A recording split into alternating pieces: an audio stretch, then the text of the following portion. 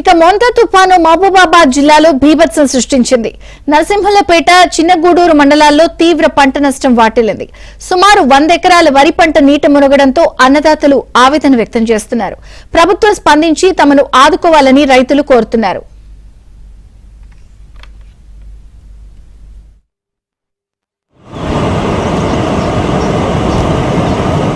తీసుకొని చేయడం జరిగింది. ఎకరాన 30,000 చొప్పున 5 ఎకరాలకు 1,50,000 ఖర్చు వచ్చింది.